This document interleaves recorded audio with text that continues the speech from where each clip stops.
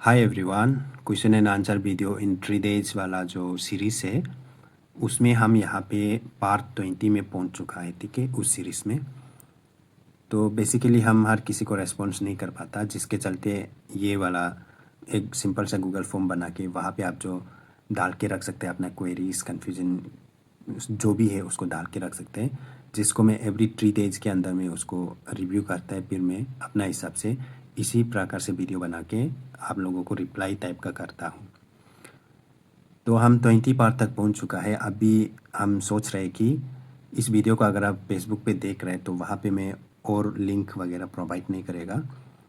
अगर आपको कुछ क्वेरीज या कन्फ्यूजन कुछ है और आपको डालना है, ऐसा होने से यही सेम पार्टिकुलर वीडियो को आप मेरा यूट्यूब चैनल पर जाके देखो और उसका डिस्क्रिप्शन बॉक्स पर आपको गूगल फॉर्म का लिंक मिल जाएगा, जिसके थ्रू आप जाके डाल के रख सकते हैं अपना जो भी कन्फ्यूजन क्वेरीज। ठीक है, जिसको मैं नेक्स्ट 3 days के अंदर में चेक करूँगा। अगर कुछ क्वेरीज आता है तो हम इस सीरीज़ को कंटिन्यू करेगा, पार्ट 21 आ जाएगा। और अगर नेक्स्ट 3 days के अंदर तक कुछ एक भी क्वेरीज नहीं आता है देन हम ये सीरीज़ को यहीं पे मतलब बंद कर देगा, मतलब लिंक को हम डिसेबल कर देगा आफ्टर ये वीडियो को अपलोड करने के बाद 3 days के अंदर में। ठीक है, क्योंकि यहाँ पे कुछ व्यूज़ वगैरह अच्छा खासा आता है ऐसा भी नहीं है, बस हम कोशिश करते हैं कि लोगों को रेस्पॉन्स नहीं कर पाते हैं तो उसके बदले में सोच के हम जो ये कर रहे हैं। ठीक है, चलो हम देखते हैं। 5 रेस्पॉन्सेस आके रखा हुआ है। राधा कुमारी ओडिशा, मुझे भी ऐसी एग्रीकल्चर करना है आरजीयू से। मैं EWS कैटेगरी से हूँ और मेरी मार्क 150 है एग्रीकल्चर डोमेन में एंड 146 बायोलॉजी डोमेन में है। क्या होगा मेरा? सबसे पहला चीज़ तो मैं इसमें कुछ भी नहीं कह सकता। ठीक है, दूसरा बात, EWS कैंडिडेट के लिए, EWS कैटेगरी के लिए सीट रिजर्वेशन भी कम ही रहता है। तो आप BSc एग्री करना चाहता है तो उसमें अगर EWS कैंडिडेट ज़्यादा नहीं आता है, यानी कि आपका कम्पिटिटिव कम है, कंपटीशन कम है, ऐसा कुछ होने से तो आपका मार्क्स जितना भी क्यों ना हो आपको मिलने का चांसेस बढ़ता है। मान लो कि आपको BSc एग्री करना है तो उसमें आप सिर्फ कैंडिडेट थे और कोई EWS कैंडिडेट BSc एग्री में एडमिशन के लिए फॉर्म नहीं भरा है और आपका मार्क्स सिर्फ 5 मार्क्स है, ऐसा होने से भी आपको ले ही लेगा, क्योंकि EWS के लिए सेपरेट से जो सीट रिजर्वेशन है तो उसमें तो आपको ले ही लेगा, ऐसा टाइप है। और आपका जितना भी मार्क्स क्यों ना हो, अगर EWS कैंडिडेट ज़्यादा है और आपसे 1 मार्क्स भी ज़्यादा लिया है और सीट लिमिट है तो उस हिसाब से फिर आपको मिलना ना मिलना वो डिसाइड होगा। तो आपको बस चिंता नहीं करके बस अप्लाई कर देना चाहिए। ठीक है, और जो होगा उसको तो देखा जाएगा। अगर मिलता है तो शॉर्ट लिस्ट में आ जाएगा, नहीं मिलता है तो नहीं आएगा, वो है। तो इसको ज़्यादा चिंता नहीं करना चाहिए मेरा हिसाब से।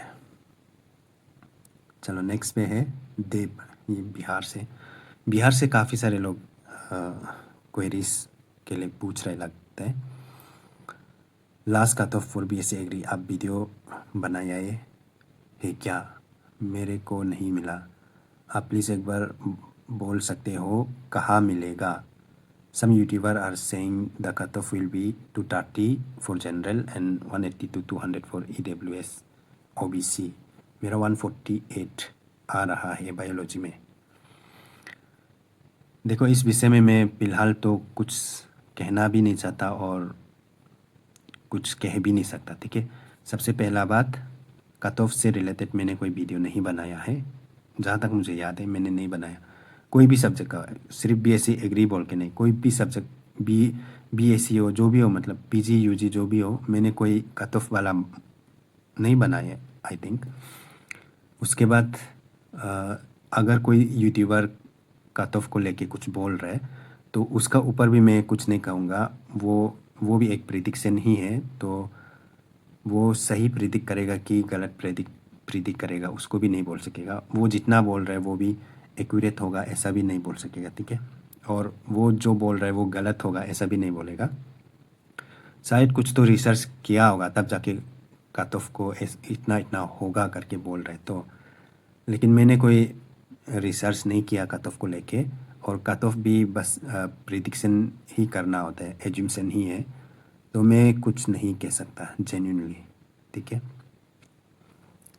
और ऊपर से EWS कैंडिडेट थे, EWS के लिए सीट भी कम कम रहता है, तो अगर आपका कंपटीशन ज़्यादा नहीं है तो आपको मिल जाएगा होगा, ज़्यादा है बोलने से तो थोड़ा मिलने के लिए मुश्किल हो सकता है।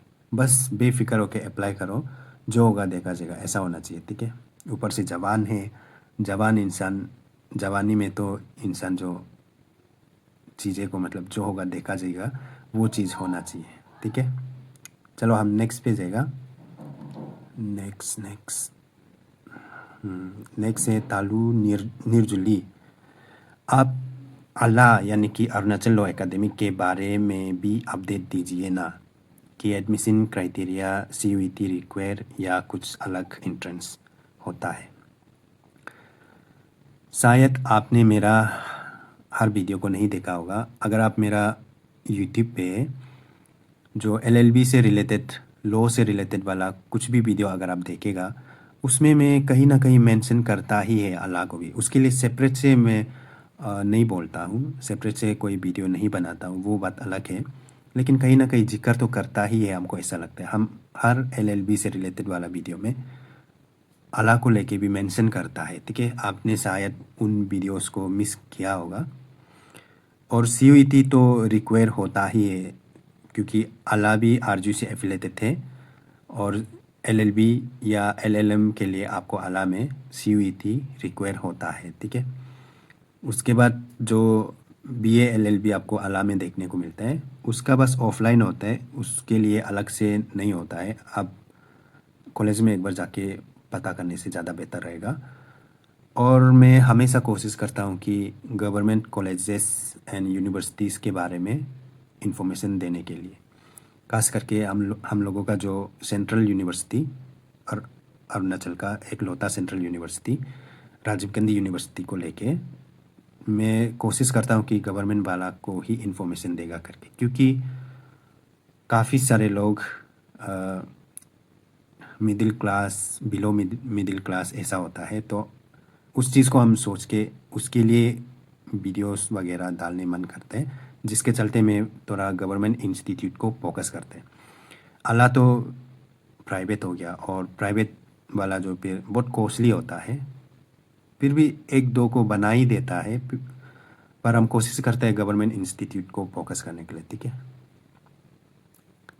चलो नेक्स्ट पेज आएगा। वुडेब झारखंड। मैंने बैकअप के लिए अभी एक गवर्नमेंट कॉलेज में एडमिशन लिया हूँ। सपोज़ मुझे RGU मिल जाता है तो क्या मैं एडमिशन नहीं ले पाऊँगा? अभी मैं क्या कहूँ। अगर आपने किसी गवर्नमेंट कॉलेज में एडमिशन लिया है तो अच्छा बात है, और RGU में अगर आपको मिल जाते हैं तो फिर आप RGU में एडमिशन ले सकता है, ठीक है, कोई इशू नहीं होगा। बस वही है कि आप वो कॉलेज वाला को छोड़ना पड़ेगा होगा, वही है। आप या तो आर मान आपने एडमिशन ले लिया, ठीक है, गवर्नमेंट कॉलेज में एडमिशन ले लिया, फिर बाद में आपको RGU में भी मिल गया, ऐसा होने से या तो आप अपना कॉलेज वाला को कंटिन्यू करो या फिर RGU में एडमिशन ले लो, ऐसा हो सकता है। तो वो आपका ऊपर होगा, और नहीं मिलने से फिर जहाँ एडमिशन लिया है उसी में कंटिन्यू करो, और मिल जाते तो आप RGU में ही पढ़ना है, ऐसा होने से तो कॉलेज वाला को आप छोड़ के RGU वाला को कंटिन्यू कर सकते हैं, ठीक है। नेक्स्ट यानी कि फाइनल, दिव्या। बिहार से काफ़ी लोग आ रहे लगते हैं। मेरा सवाल ये है कि अगर मेरे पास 1 अप्रैल 2026 के बाद रिलीज़ की हुई OBC NCL की सर्टिफिकेट नहीं है और अप्लाई भी किया है, तो उससे इशू होने में टाइम लगेगा? एप्लीकेशन विंडो क्लोज होने के बाद ही इशू होगा? 20 को क्लोज हो रहा है विंडो। और मेरे पास 16 मार्च 2026 की इशू सर्टिफिकेट है। तो मैं अभी ये यूजी फॉर्म कैसे फिल करूँ? क्या वो पुरानी सर्टिफिकेट अपलोड कर दूँ या अनरिजर्व कैटेगरी सिलेक्ट करनी पड़ेगी? एक और सवाल, वो आपकी लास्ट वीडियो में आप आईएलपी के बारे में बात कर रहे थे, इसके बारे में थोड़ा एक्सप्लेन कर दीजिए। हम बाहर से बच्चों को नहीं पता इनके बारे में। देखो, सबसे पहला चीज़ आपका जो ओबीसी वाला सर्टिफिकेट, ठीक है, कैटेगरी सर्टिफिकेट को क्या करो कि जो आपके पास जो है, जैसे कि आपने बोला कि 16 मार्च 2026 का इशू वाला सर्टिफिकेट है बोले, तो उसी को अब यूज़ करो फ़िलहाल के लिए, ठीक है। उसी को यूज़ करो और जब आपका डॉक्यूमेंट्स वेरिफिकेशन का टाइम आएगा, उसमें भी अगर आपका जो नया वाला जो नहीं भी मिलता है तो भी आप उसी को यूज़ कर सकता है, ठीक है। इतना इशू नहीं रहेगा उससे तो। और दूसरा बात, आपका जो ये क्या बोलते हैं, आईएलपी वाला जो आप उसका मेरा उसका ऊपर में ऑलरेडी वीडियो बना के है, आप एक बार देख लेने से ठीक है। और आईएलपी को अप्लाई करने का प्रोसेस भी मैंने वीडियो बना के रखा हुआ है सेपरेट से, शायद से दो वीडियो बना के रखा हुआ है ऑनलाइन आईएलपी अप्लाई करने का प्रोसेस का ऊपर भी। उसका आपको प्लेलिस्ट भी मिल जाएगा होगा मेरा यूट्यूब चैनल के अंदर में। वो थोड़ा पुराना है लेकिन वो यूज तो हो जाएगा होगा।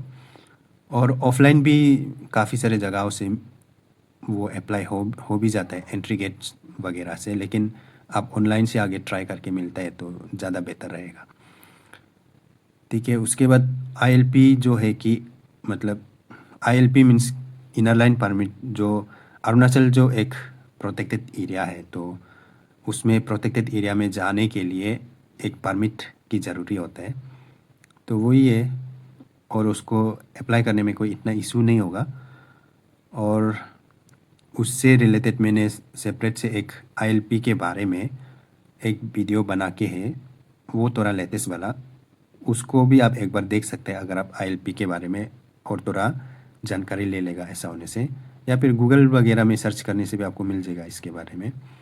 और मैंने उसका ऑनलाइन अप्लाई करने का प्रोसेस भी बना के रखा हुआ है, उसको भी आप चेकआउट कर सकते हैं। और फिर से बता दूँ, ओबीसी वाला सर्टिफिकेट का आप जो 16 मार्च वाला को यूज कर लीजिए, ठीक है। तो हो गया है, चलो।